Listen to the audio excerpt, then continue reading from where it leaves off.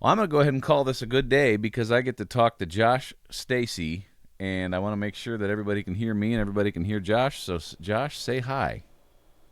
Hello, everybody. How you doing? Oh my gosh, you sound incredible, and you look incredible. And before we even start, I want you to show up and stand up and show everybody your gut. I mean, show everybody your shirt. Look at Yes. this. So, could you explain that real quick?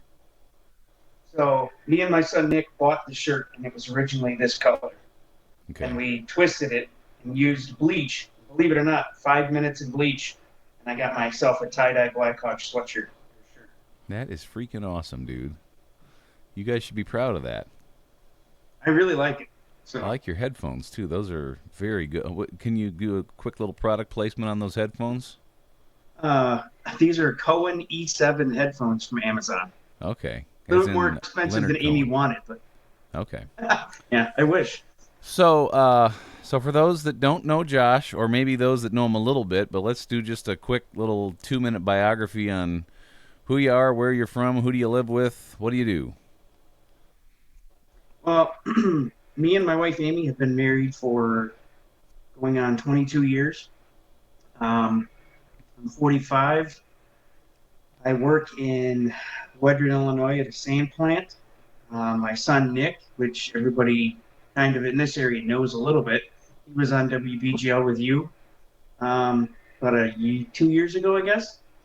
And he's going to be 19 and Easter Sunday. He's going to turn 19 years old. Very Wow. proud of him.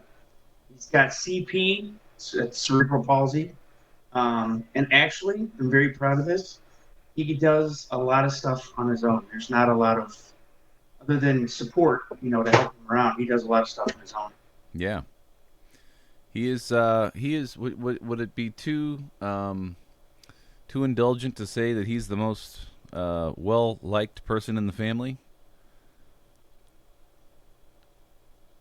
He, yes, he is not lacking on personality. He makes friends very easily, and he has probably the coolest personality that anybody I've met in a long time. I mean, Yeah. he's very easy to get along with and talk to, Yeah. and he's a big That's for Jonathan sure. fan. Well, and Jonathan's a big Nick fan, so the feeling is mutual. It's a beautiful thing, and so the reason that I wanted to get on here and talk is because I'm very intrigued and fascinated by what I'm going to go ahead and call your life, spiritual, personal journey. So you and I believe, met. Was it 3 or 4 years ago at a Celebrate Recovery meeting where I believe my sister and I were doing music, and and at the church that you were attending there at the time, and a church that I've had some good friendship with. And so you and I have had extended conversations, private conversations, by the way, plugged for the app Marco Polo, which is my favorite app of all time, which is a video chat app where you can send messages back and forth. It's like FaceTime, but it can be recorded. And it works really well if you're a busy person, and especially during COVID-19 times, it's an incredible app to use just to stay in communication. The mission of the app is actually to help people feel closer. And I feel closer to everybody I talk to on Marco Polo, including Josh Stacy. But so you and I have had extended, in depth conversations about all kinds of topics. But one of those has been sort of a, spiritual, higher power, God, perspective. And that's going back several years now, and I'm just really fascinated by it. And so that's when I asked Josh if you'd be willing to sort of trace. I mean, you could probably get on here and talk for hours just about your own background and where that's led you, and some of the unique things that you think about now. But I would love it if you could just somewhat briefly, but with as much detail as you care to use, talk about your religious upbringing, and maybe just paint the picture of what that was like, to the extent that you feel comfortable doing so, and we'll just kind of go from there.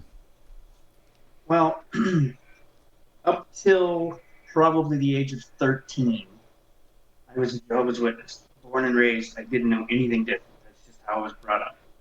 And I'll be honest, it was a very sequestered upbringing. I didn't know any different because I'd seen things. I mean, you saw stuff on TV, Christmas and Thanksgiving and Halloween and stuff, but I never celebrated any of those. I never celebrated a birthday. I never did any of that stuff. And then at the age of 13, my parents got divorced. My mom left my dad, and they got divorced. My dad moved from Pontiac, Illinois, to Ottawa, and it was a big change in my life then because what was stable, what I thought was a great family life, everything was kind of roses, I guess. I didn't see any harm, Mm-hmm. any bad. And then all of a sudden, my parents got divorced and they moved us up here. And the reason I say I stopped being Jehovah's Witness at 13 is because at that time period, that is when I started seeing the alienation. That's when I started feeling the depression, and that's when I started that kind of thing. But I really didn't want to be in that religion, but I didn't know anything else. So I want to say 95. I had graduated from high school in 93, bounced back and forth with different jobs. I was working at a steel mill in Ottawa, Illinois, and got my hand pulled into a machine, and part of my fingertip got torn off. Mm-hmm. And I lost a lot of blood. And my dad, who was a devout Jehovah's Witness, was my power of attorney. And he wouldn't allow them to give me blood. So I was out of it for 3 days. I want to say blood loss coma, but So he that would be wouldn't let part them of give me the blood. Jehovah's Witness religion is that you cannot receive a blood transfusion or any kind of blood intake to your body. Right. It is like sacrosanct to them that anyone else's blood is their life force. So you cannot take that into your body. And that was one of the biggest things for me is when I realized that, and I don't know how to say it, but other than be real, but he wanted to be true to his beliefs and to that religion more than wanted me to live. And I guess he thought maybe he was allowing me to go or whatever. But that's really when I was like, no, that ain't right. And then fast forward several years, 2001, me and Amy are having a baby. Well, Amy's having a baby, and our son is supposed to be born in August. He's born in April, and he's severely premature. He's 1 pound 13 ounces in Peoria. And so I called everybody, my mom and my dad and everybody. And at this point, I'm just fellowship. I'm not in a religion. I haven't talked to my dad in a while. Disfellowship. And Yeah, okay. yeah. So I'm out of it. And I invited everybody, hey, I don't know if Nick's going to make it. I really don't. But I want you guys there, share this moment with me. And they wanted to give Nick blood. And I was like, let's do it. This is my son. I want him to make it. I'm not going to hold anything back. Right. And my dad didn't want to let them do that. He stepped in front. He's like, no, you're not going to do that. And let's just say it was not a very good moment for either of us. We were separated by security, and that was the last time I talked to him in 2001. So there was a pretty serious physical altercation that took place in the hospital at that time. Yes, there was. I mean, Amy had been in the hospital for a while. I want to say maybe a week or so, something like that, trying to not have him. And she was on some pretty heavy drugs, taking only ice chips and couldn't eat and that kind of thing. I had been up for like 3 days straight trying to, take care of her. I was worried about Nick. I'm in the hospital. I wasn't going home. And then that happened, and it was like, I can't even fathom it. Right. It's something I can talk about now, but at the time it was super emotional. I can imagine. Probably for years, I would think. And so, I mean, and probably some people watching this, their knowledge of the Jehovah's Witnesses would be those are the people on the street corner passing out all kinds of free literature. Sometimes they come to your door. Sometimes people like to mess with them when they come to your door, which I think maybe now you do that.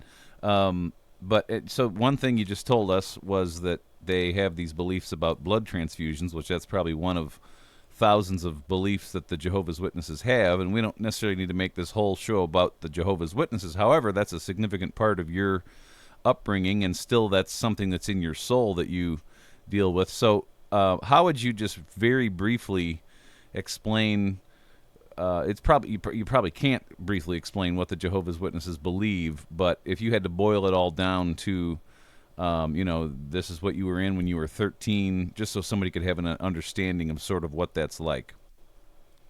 Well, they don't believe in any secular holidays. Any they don't stand for the Pledge of Allegiance. Um, they don't believe in any manpower, like man-made power, man-designated power.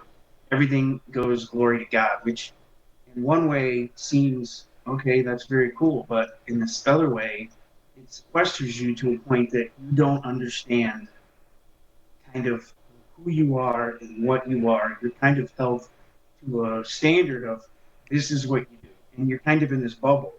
And so the minute you get out of there, it's almost like culture shock, where you come out of the dark and the bright light, and you're like, wow, what is this? And so it's almost takes you back to that. Um, it's a very difficult and hard thing to leave because you are, and I said this fellowship before, but you are taken from everything that you ever knew, the people and everything that you were told that you cannot go back and they will not accept you. And it took me a long time to get over that. But now I'm to a point where I understand that they are the ones that are held back, not anyone that's left. Because my sister is disfellowship and my stepsister, and there's just a bunch of us that have gotten together through the years, just kind of fallen together. And now it's a support group. It's so XJWs is what you're saying is the support group, people that have voluntarily left that ideology, religion, whatever you want to call it, and so now you kind of band together and support each other. So a couple of questions I have with that, and you've done a pretty good job describing sort of the cultural ramifications. I mean, we didn't get into the all the theological beliefs of what would be the difference between the Jehovah's Witnesses and Orthodox Christianity, and we don't need to necessarily address that. There's plenty of material that people can look into if they're interested in that. But two questions I would have. I mean, you and I again met at a recovery type event, which I know you probably say some of what you were and are recovering from was your upbringing. But so I'm curious what happened between the time when you were 13 and is it accurate to say that you basically left the Jehovah's Witnesses around age 13? Is that correct?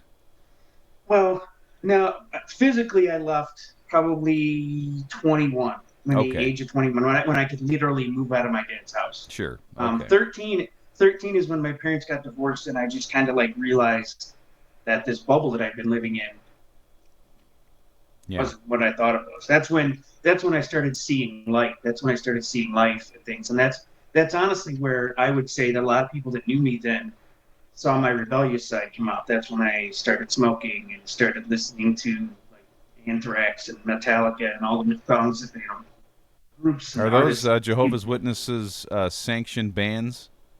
No, they are not. They're definitely not. No, no.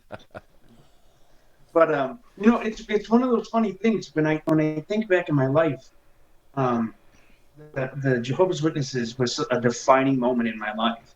And since then, climbing out of that has created the person that I am now. And I can honestly say that I'm proud of the person that I am now. I'm proud of the person that I have become. Yeah. So I'm curious what led you. Okay, so again, we met in a Christian church. Mm-hmm. And so what led you from age 21 to, maybe what would that be, over 15 years later when you and I met in that? So what was the journey from age 21 to that moment where you and I met in this Christian church and you were giving your testimony, you were up there leading worship songs and doing all kinds of things. What led you there? How'd you get there?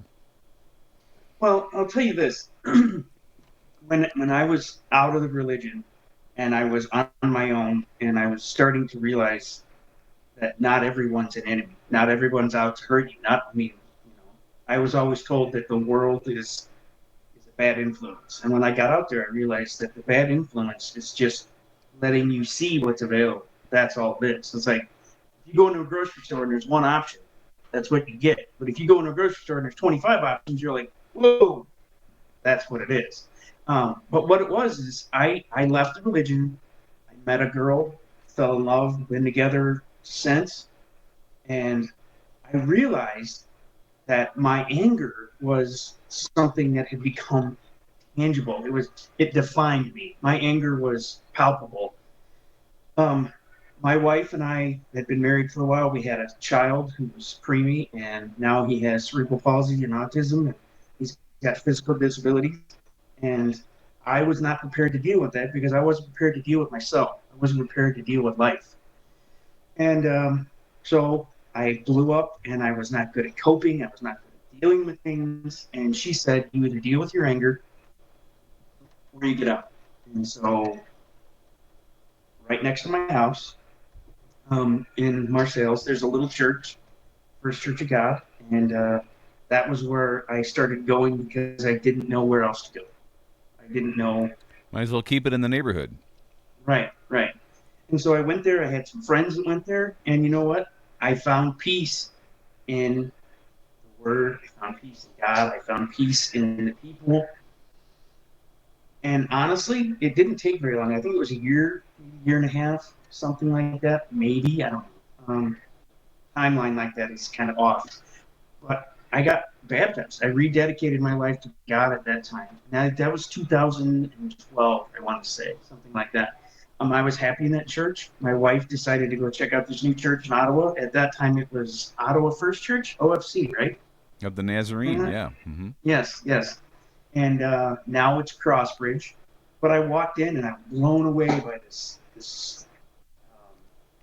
I don't know what the word is, this gigantic service, this worship, this beauty of people singing and playing guitars.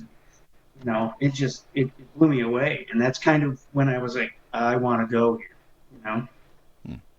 Okay, yeah. So it maybe some level of seeking something different. You're trying to deal with your anger. There's a church in the neighborhood. You go to that one. One thing leads to another. You go to this other church. It's a bigger, a church that has a little bit more, produced culture to it, and bigger place.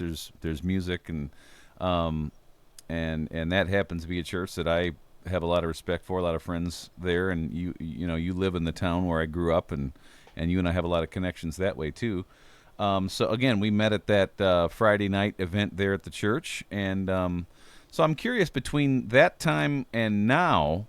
How would you describe here? We're recording this on the second day of April 2020. Um, what would you say? So this is in live time. What are your spiritual slash religious beliefs at this time, since maybe the day we met 3 or 4 years ago? How have those evolved? Um, well, let me say it this way. So when I left the Jehovah's Witnesses, God became a cuss word to me, and I didn't like anything to do with God. I thought people that went to church, quite frankly, were out of their minds. I thought that I had been tainted so badly that I didn't want anything to do with it. So I went for a long time, and that fed my anger. That fed part of my anger. So when I started going to church again, I started realizing that I needed to fix what had been broken. And so I started going to church, got baptized, and as I was at Crossbridge, I realized that there was this thing called Celebrate Recovery, and I wanted to be on the worship team at Ottawa, and it didn't fit because I'd never been a part of a team. I'd never been a part of like a sports team or anything. That goes back to Joe's Witnesses because you're not allowed to do any extracurriculars at Hmm. school or That's outside or anything. interesting. That's very interesting. So I never got to do any of that. I love singing. I mean, I try to sing as much as possible. And I got to Crossbridge and I'm like, I want to do this. Well, I started going to Celebrate Recovery because of Pastor Trisha Jackson. And I started leading worship. And then I realized that I needed to do the 12 steps in order to be a part of it because you can't just kind of tertiarily be a part of it. That's a part, something you have to kind of embrace. If you're going to be there, you have to be a part of the culture. Right. And So if, so if pe- people don't know what Celebrate Recovery is, it's basically a Jesus Christ centered 12-step program, or something that would be parallel with a 12-step program where they deal with addictions and habits, but also just hurts that you would have, right? right, right. Any hurt, habit, or hang up, as they used to say. Um, but the thing is I went through my first 12 steps with somebody that I dearly, dearly love. His name is Richie Scott. And being able to be like friendly and open with Richie and being able to go to my 12 steps was something that I never realized helped me so much because I got to answer the questions in my own head that I never had answered. Um, what happened to that little boy that was 13, that his life he thought was perfect changed? And then what happens to the life that you're leading, but you don't see because you're held up in the past?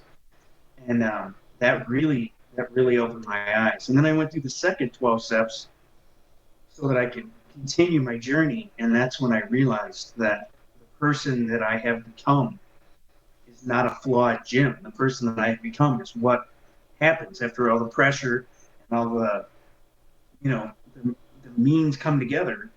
You create that Jim. And that everybody in the world has a Jim of some sort, but it's all that life reads up to that point is who you define. So instead of seeing this, I can see what I am now, and that's kind of where I'm at now. Yeah. In the last probably couple months, I would say, well, since a little bit before Christmas, I've been struggling with God, honestly, because um, my dad and my brother and everyone else at Jehovah's Witness worships the same God that I do. And I'm being told at Crossbridge that God is love. And God is love. God loves us. God wants the best for us. He doesn't want us to hurt. He's not going to be a vengeful God. But then on the other side of town, like a couple miles away, my dad's being told on a Sunday morning that he's doing right by his God by shunning me and doing what he's doing, and there's some sort of like punishment to try to shun me to come back. And I can only think that the people are more important right now than the belief system is, and that is being shown to me evidently every day. I've had probably 4 or 5 people call me in the last week just to say hi, which I never thought would happen. Hmm. So, That's really interesting. So, just to recap, but my understanding of what you just said is basically that um, you're saying you're struggling with God. So, that you could probably interpret that to mean that, I'm struggling with a concept of God, or I'm struggling with what I believe about God. Because there's these ideas that God is completely loving and God is completely powerful. Oh wow, your screen just went green. You look like slime. Can you still hear me? yeah, yeah, I can. Okay. It's awesome. That's It's very the shirt. interesting. Yeah. But so God is you know completely loving and completely kind and but completely powerful at the same time. But then you're struggling with this. Well, how can a church like the one that you attended, which that those beliefs certainly wouldn't be only believed at that church, like any probably Orthodox Christian church would teach that these things about God being completely love and um, and but also completely holy, and the idea of salvation and the gospel and all those kinds of things.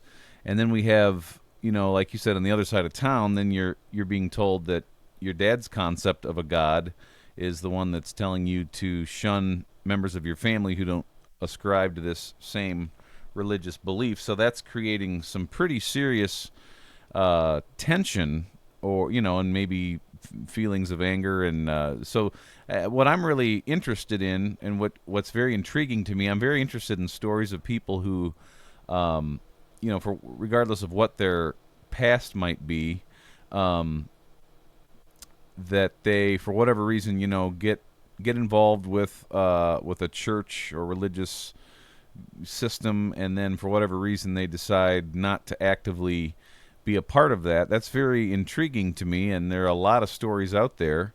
Hey, you're back. That's good. There's a lot of stories out there. So, if you had to best describe, to my knowledge, I don't know if you're actively attending a church right now or not. Are you currently? I haven't. I haven't attended Crossbridge in a while. And it's not to be hurtful, and I'm not saying that to rally people to call me or whatever, anything like that. It's more along the lines of I just want to find out if I can coexist with this thought that I don't really know how to get past that. Is if I'm going to go to church and I'm going to sing and I'm going to pray and I'm going to be a part of it, I want to know that what I'm believing is making a difference. You know what I mean? Like, I guess it's like Yeah, if the you go tangible exercise. aspects. Well, because there are many aspects of spirituality and Christianity, any religion that are purely spiritual.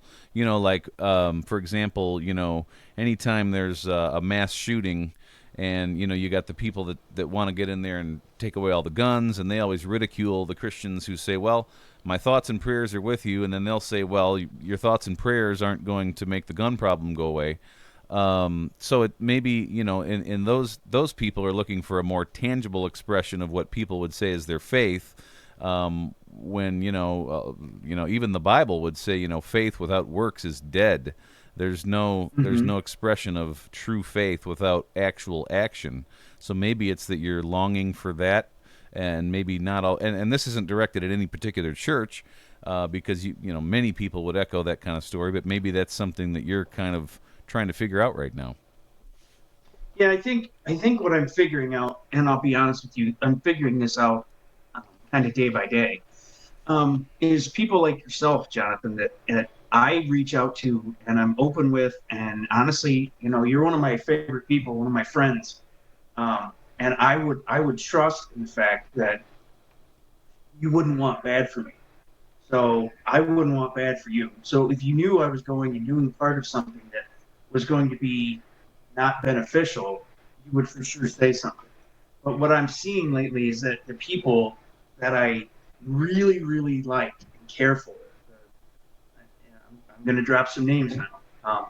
Sherry Stevenson, Pastor Sherry Stevenson, Jimmy Angel, Richie Scott, Alex Cross, Will Anderson, just Alex Cross. I don't know if I said that, but those people make a difference because it's not a matter of me just walking through doors saying he's here. They care about the person. You care about the person because we talk, a couple times a week. That means more to me than saying your number on a sheet means something. And that is what's proving to me that going to Crossbridge is something that I want to continue doing because going and finding God isn't necessarily something that I'm going to find a picture and it's going to talk to me and it's not going to be, some effigy that I'm going to be able to see that's moves me. It's going to be something where God is going to be evident in the people. And I do believe, I'll say this honestly to you, I do believe the people these days, like Sherry Stevenson, Alex Cross, and Richie Scott and yourself, are tangible versions of God's hands and feet because I would be gone.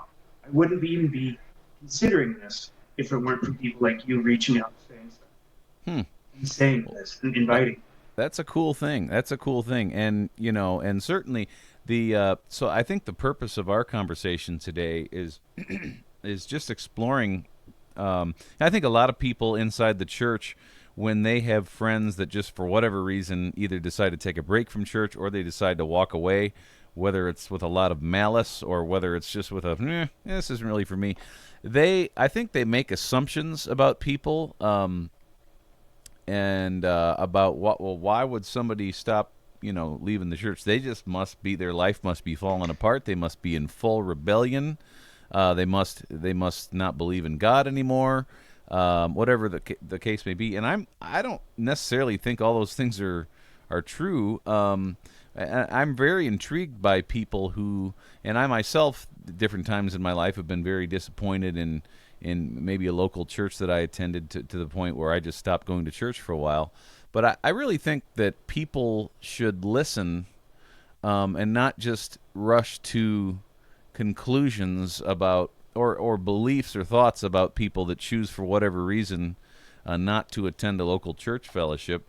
So what I'm hearing you saying is that you're looking for a lot out of the people that you maybe attend church with.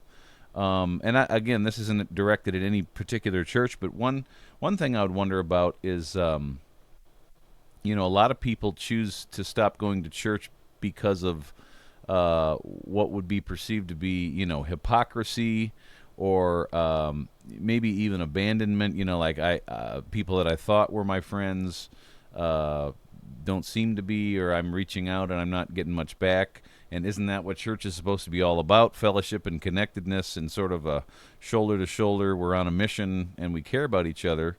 And don't you think it's true that a lot of people, especially in I'm not going to say especially in larger church settings, any church setting, can become very disillusioned when they're not connecting for whatever reason, even though connection in our culture is seems to be becoming less and less of a thing.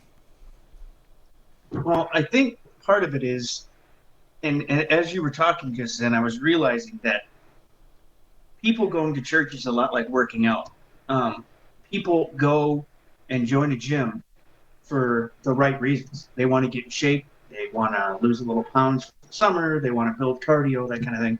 They go to church for the right reasons. They go to church because they're feeling like I need to do something. I feel something. I feel a little tug and urge or whatever, you know.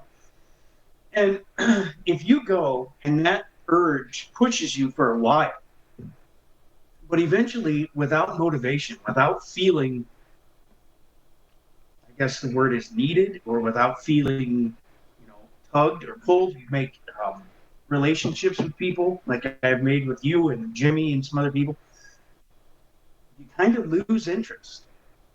You know, I mean, there's tons of people that have a bunch of hobbies that they bought, RC cars, and telescopes, and all this stuff, and then they kind of lose interest in it and just sits in the corner. That's so easy to do with church because the minute you walk away, if you haven't made tangible relationships with people, you can just kind of fade to black. You can just kind of leave, and then nobody's going to say anything because they're like, What was that guy's name? He was coming. He had a little Yeah. boy. You know what I'm saying? But Well, without that and that would tangible, be to be fair, that would be the case with probably any social gathering or club or thing that you would belong to. When someone secedes from it, it's the same phenomenon that occurs if two good friends live in a town, one of them moves 1,000 miles away, and it's like, oh, well, what happened? Well, out of sight, out of mind, kind of thing, which is really unfortunate, but that is the case. And so I hope if anybody that made it this far and is watching this still, it's kind of funny. Maybe we're getting to the end here and you're thinking, okay, what am I taking away from this? What's the point of all this?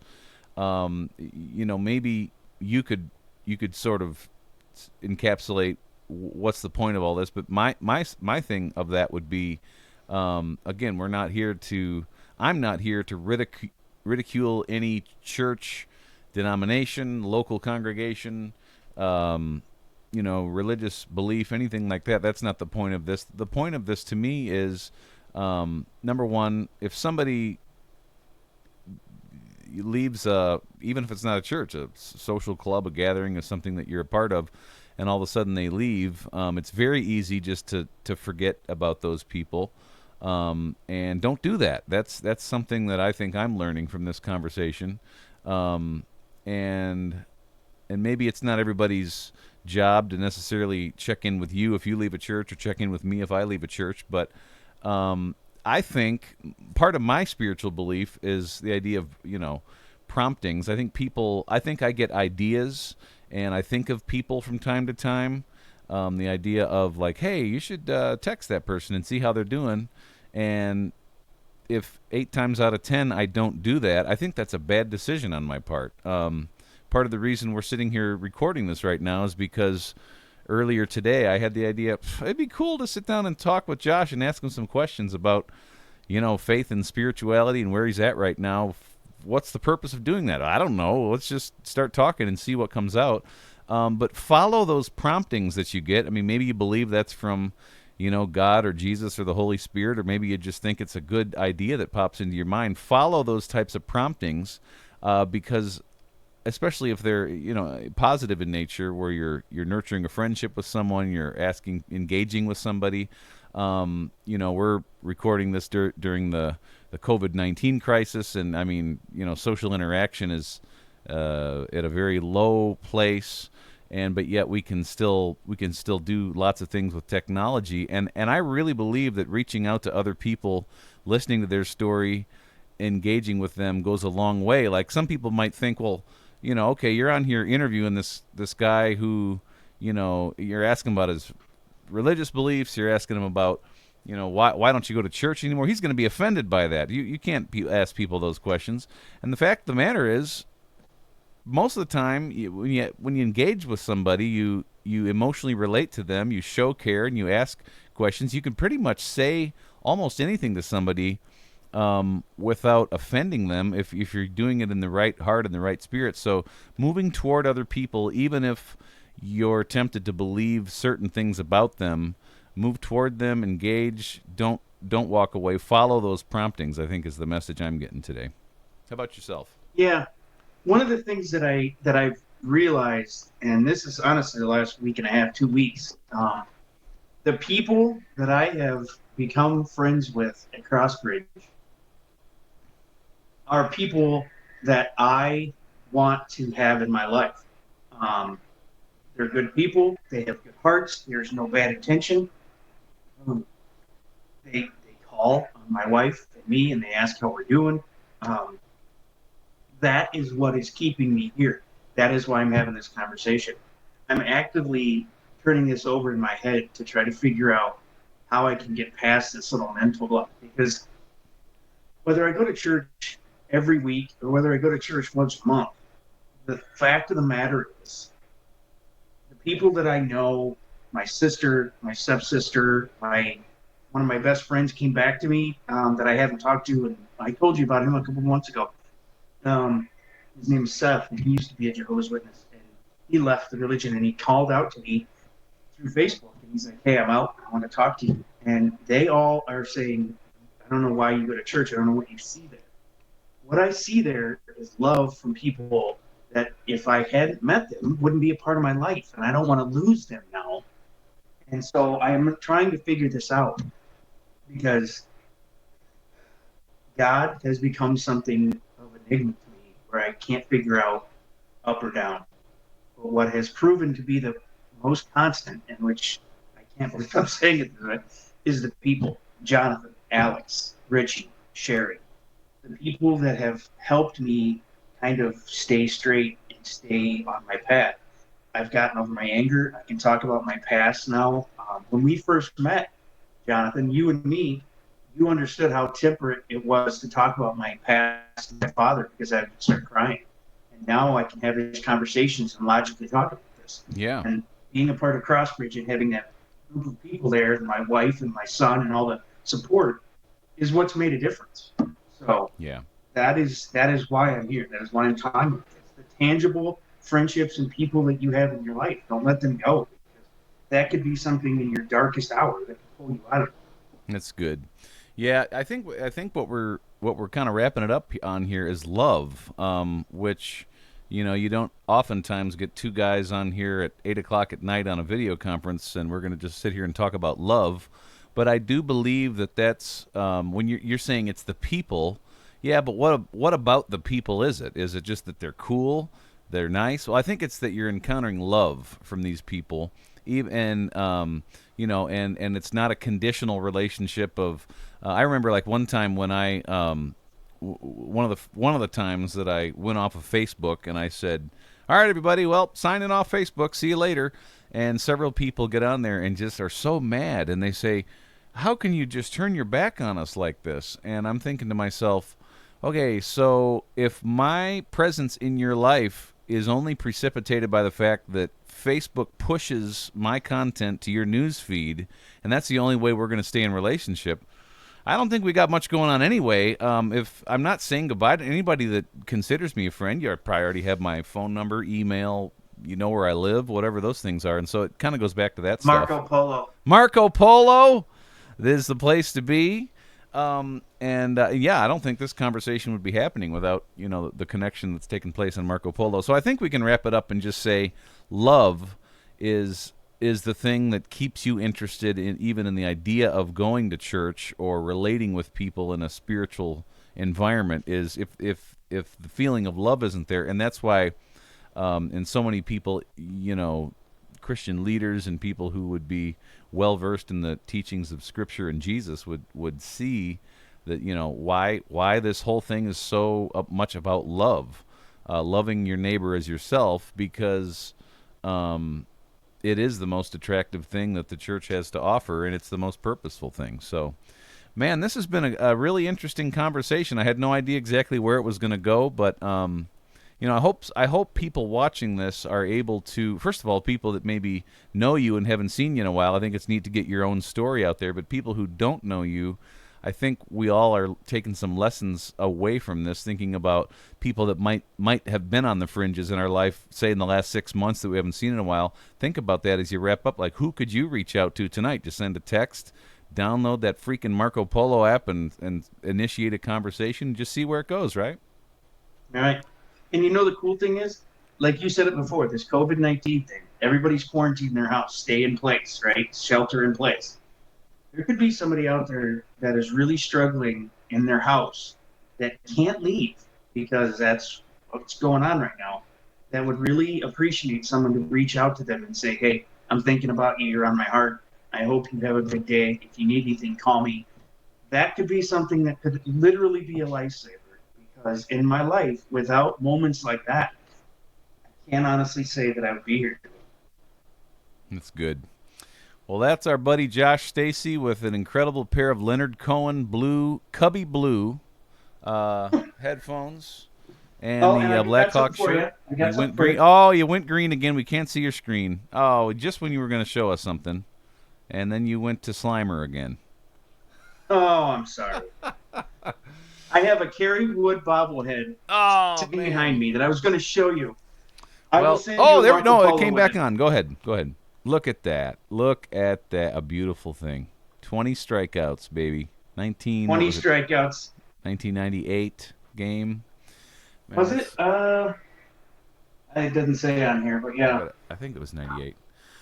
All right, everybody. Well, Josh Stacy, thank you so much for giving your time. I really hope some people take something away from this, and please say hi to Nick and Amy for us, okay?